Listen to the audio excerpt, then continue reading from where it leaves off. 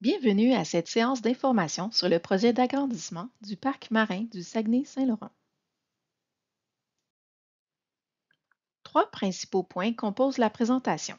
Nous regarderons ensemble le parc marin actuel, la proposition d'agrandissement et les prochaines étapes.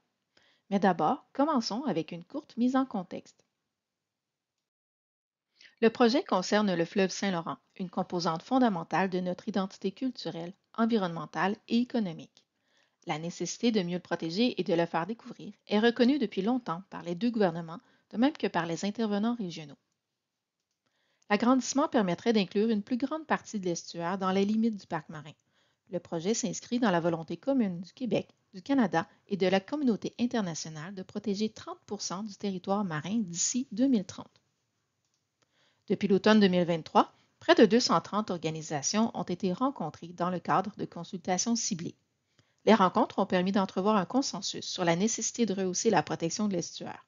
L'agrandissement du parc marin est perçu par plusieurs organisations comme un bon moyen d'y arriver. Le parc marin est une aire marine protégée qui s'étend sur 1245 km² dans l'estuaire du Saint-Laurent et le fjord du Saguenay. Il a été créé en 1998 principalement en réponse à une mobilisation citoyenne pour la protection du beluga. C'est la première aire marine protégée créée au Québec et l'une des premières au Canada. Le parc marin est co-géré par Parcs Canada, le ministère de l'Environnement, de la lutte contre les changements climatiques, de la faune et des parcs du Québec, ainsi que par la Société des établissements de plein air du Québec, la CEPAC. Le mandat du parc marin est de rehausser la protection des écosystèmes aux fins de conservation, tout en favorisant son utilisation à des fins éducatives, récréatives et scientifiques.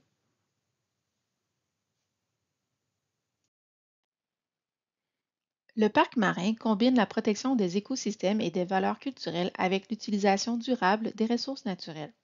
Il est donc fréquenté par plusieurs types d'usagers. Les photos que vous voyez défiler illustrent des activités qui peuvent être pratiquées dans le parc marin. Les plaisanciers, qu'ils soient en bateau à moteur, en voilier ou en kayak de mer, côtoient les traversiers et les navires marchands. Plusieurs entreprises touristiques mettent en valeur le territoire par le biais de croisières ou de sorties guidées en kayak de mer, par exemple. Il est aussi possible de pratiquer la plongée sous-marine et la chasse récréative aux oiseaux migrateurs. Les lois et règlements qui concernent le Saint-Laurent en général s'appliquent aussi dans le parc marin. Les pêches récréatives et commerciales, la cueillette de mollusques et le transport maritime sont des activités qui peuvent se dérouler dans le parc marin. Elles sont soumises à la même réglementation qu'ailleurs dans le fleuve Saint-Laurent. Pour réaliser des avancées en matière de conservation, les gestionnaires du parc marin collaborent avec les autres ministères responsables de ces lois, comme Pêche et Océan Canada pour la loi sur les pêches et Transport Canada pour la loi sur la marine marchande du Canada. Enfin, mentionnons qu'il n'existe aucune guérite pour accéder au parc marin, ni de droit d'accès à acquitter. On accède au territoire librement et sans frais. Plusieurs réalisations marquent les 25 ans d'existence du parc marin. Survolons 4 de ses principales réalisations. Le comité de coordination est une entité propre au parc marin qui implique les acteurs régionaux dans la gouvernance de l'aire marine protégée. L'implication des membres de ce comité est une des clés du succès du parc marin. Dès la création du parc marin, les gestionnaires se sont associés aux acteurs du milieu pour offrir des activités éducatives et récréatives en mer et sur les rives. Parc Canada et la CEPAC travaillent avec plusieurs partenaires à offrir une gamme d'activités variées permettant la découverte du milieu marin. La promotion de ces attraits et activités récréotouristiques se fait entre autres à travers le site web du parc marin et le guide du visiteur. Chaque année, on estime qu'environ 1 million de personnes visitent le parc marin sur l'eau ou à partir des rives. La création du parc marin a favorisé la recherche scientifique. Chaque année, entre 70 et 80 projets de recherche sont réalisés dans le parc par différentes organisations. L'équipe du parc marin réalise aussi ses propres suivis scientifiques à travers un programme de surveillance des écosystèmes. Composé d'une vingtaine d'indicateurs de l'état de santé du parc marin, le programme inclut des suivis comme celui sur les espèces aquatiques envahissantes et le suivi des mammifères marins à partir de la rive. Ce programme est réalisé en collaboration avec des partenaires. Les résultats obtenus permettent de mieux comprendre les écosystèmes et de mettre en place des mesures de conservation adaptées au milieu. Le règlement sur les activités en mer dans le parc marin du Saguenay-Saint-Laurent est entré en vigueur en 2002. C'est l'un des principaux outils de conservation du parc marin. Le règlement encadre les activités nautiques afin de rehausser la protection de la faune marine. On expliquera ce règlement plus en détail plus loin dans la présentation.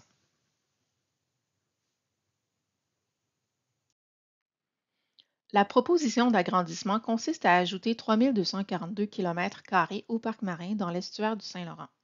L'agrandissement porterait la superficie totale du parc marin à 4487 km², soit 3,6 fois sa superficie actuelle. En amont, la proposition se rend jusqu'à Petite-Rivière-Saint-François et Saint-Jean-Port-Joli. En aval, la proposition se rend jusqu'au Parc national du Bic et la Pointe-à-Boisvert dans la municipalité de Longueuil. Comme pour le parc marin actuel, le projet d'agrandissement inclut la colonne d'eau et les fonds marins.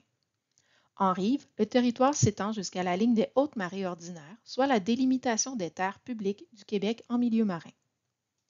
Les îles, les propriétés privées, telles que les lots de grève et en eau profonde, et les aménagements maritimes, comme les ports et les marinas, sont exclus de la proposition.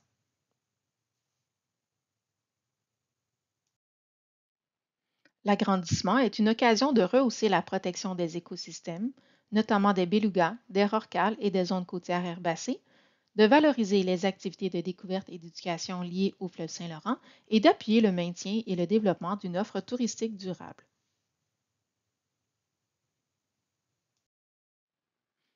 Le beluga se trouve au cœur du projet d'agrandissement. C'est la seule espèce de baleine qui réside toute l'année dans le Saint-Laurent. La petite population fait face à plusieurs menaces et peine à se rétablir. En 2017, Pêche et Océan Canada a désigné l'habitat essentiel estival du beluga, illustré en quadrillé sur la carte. L'habitat essentiel, c'est l'habitat nécessaire à la survie ou au rétablissement d'une espèce. 37% de cet habitat se situe dans les limites du parc marin actuel. Le projet d'agrandissement permettrait d'inclure l'ensemble de l'habitat essentiel estival du beluga dans le parc marin.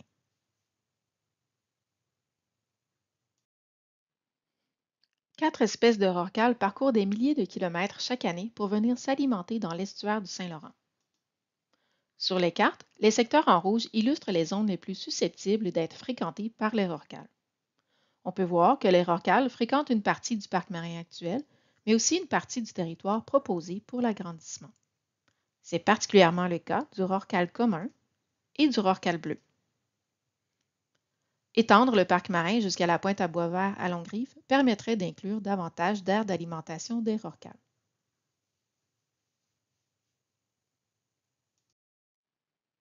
Les zones côtières herbacées, comme les marais salés qu'on voit sur la photo, abritent une faune et une flore variées et abondantes. Elles comptent parmi les habitats les plus productifs de l'estuaire.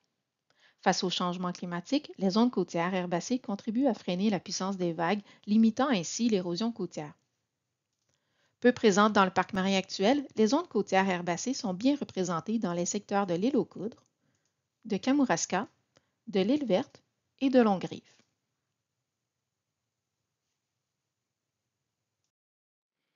Voyons maintenant de plus près ce que l'agrandissement du parc marin entraînerait comme changement. Puisque le parc marin est co-géré par les gouvernements du Canada et du Québec, chaque gouvernement a créé sa propre loi sur le parc marin. Les deux lois s'appliqueraient au territoire agrandi. En vertu de la loi québécoise, la prospection, l'utilisation et l'exploitation des ressources à des fins de production minière ou énergétique sont des activités interdites, de même que le passage d'oléoducs, de gazoducs et de lignes de transport d'énergie. De la loi fédérale découle le règlement sur les activités en mer dans le parc marin du Saguenay-Saint-Laurent. Il s'appliquerait au territoire agrandi.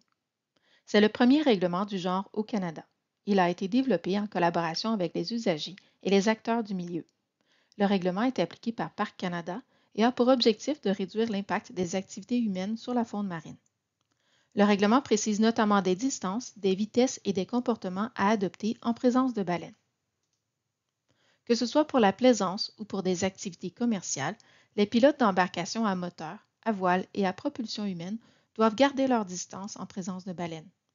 400 mètres pour les espèces en péril comme les belugas, la baleine noire et le rorqual bleu, et 200 mètres pour les autres espèces comme le petit rorqual et le rorqual à bosse. L'ensemble des usagers, y compris la marine marchande, doit respecter la limite de vitesse de 25 nœuds dans le parc. Le contrôle de la vitesse vise à réduire le risque de collision avec les baleines et à limiter le dérangement par le bruit dans leur habitat. Des vitesses inférieures à 25 nœuds peuvent s'appliquer dans des secteurs qui présentent des particularités. Le règlement précise aussi que si un beluga surgit à moins d'un demi-mille marin d'une embarcation, au lieu de s'arrêter, le pilote doit maintenir un cap tout en s'éloignant à une vitesse constante entre 5 et 10 nœuds. L'application du règlement est assurée par des gardes-parcs appuyés par des équipes de sensibilisation. En sillonnant les eaux et les rives, ils informent les usagers des comportements à adopter dans le parc marin. Comme les limites du parc ne sont pas connues de tous, une approche de sensibilisation est favorisée. Les gardes-parcs ont néanmoins le pouvoir d'émettre des constats d'infraction. Certaines activités réalisées dans le parc marin requièrent un permis délivré par Parc Canada en vertu du règlement. Le permis assure que l'activité sera réalisée en cohérence avec le mandat du parc. Chaque permis est assorti de conditions qui tiennent compte de la protection des écosystèmes. Les excursions commerciales incluent notamment les croisières, les écoles de voile et les excursions guidées en kayak de mer. Les pilotes et les guides doivent suivre une formation et réussir un examen annuel pour naviguer dans le parc marin. La formation, offerte gratuitement, est une occasion pour les pilotes et les guides de mieux comprendre le milieu marin. Plusieurs autres activités requièrent un permis. C'est le cas des activités de recherche scientifique, de croisières internationales, de services de traversiers et de navettes, et d'activités spéciales telles que les tournages et les événements sportifs.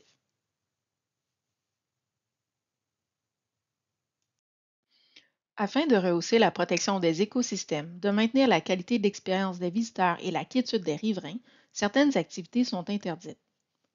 C'est le cas de l'utilisation de motomarines, puisque leur déplacement rapide et irrégulier entraîne un risque de collision élevé avec les mammifères marins. Les sports nautiques de traction motorisée entraînent aussi un risque élevé de collision avec les mammifères marins, puisque le pilote de l'embarcation est concentré sur la personne qu'il tracte. L'utilisation d'aéroglisseurs est interdite, de même que le survol du parc avec un drone ou un aéronef à moins de 2000 pieds ou 609,6 mètres d'altitude. Les survols à basse altitude et le bruit de ces appareils dérangent la faune comme les oiseaux, les phoques et les baleines. Afin de réduire l'impact du prélèvement sur la faune aviaire, le service commercial lié à la chasse aux oiseaux migrateurs est interdit. La chasse récréative sans guide demeure permise. En 25 ans d'existence, 5 éléments clés ont contribué à forger l'identité actuelle du parc marin. Les gestionnaires s'appuieraient sur cette expérience pour gérer le parc marin agrandi. La recherche serait favorisée, notamment par l'entremise de partenariats avec des organisations déjà actives sur le territoire. Le programme de surveillance dont on a parlé plus tôt serait adapté afin de mieux suivre l'évolution des écosystèmes du parc marin agrandi. Le développement et la mise en œuvre de nouvelles mesures de conservation se feraient en concertation avec les acteurs du milieu. Les activités scientifiques, l'éducation et l'offre touristique seraient étendues au territoire agrandi par l'entremise de partenariats avec des organisations déjà ancrées dans le milieu. La présence d'une aire marine protégée en bordure des communautés riveraines serait un atout pour préserver la qualité de l'environnement marin et des paysages. Les équipes du parc marin seraient présentes auprès des communautés riveraines sur les deux rives du Saint-Laurent. Enfin, les MRC qui s'ajouteraient au territoire du parc marin pourraient obtenir un siège au sein du comité de coordination. Des représentants d'organisations non gouvernementales seraient également ajoutés au comité.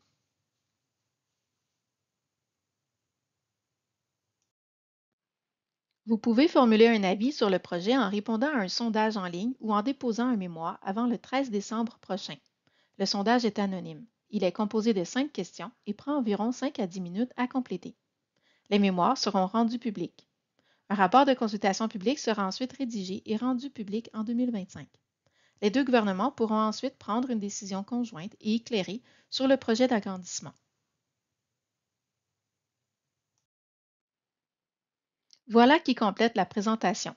Je vous invite à consulter le site web du parc marin pour plus de détails et pour donner votre avis.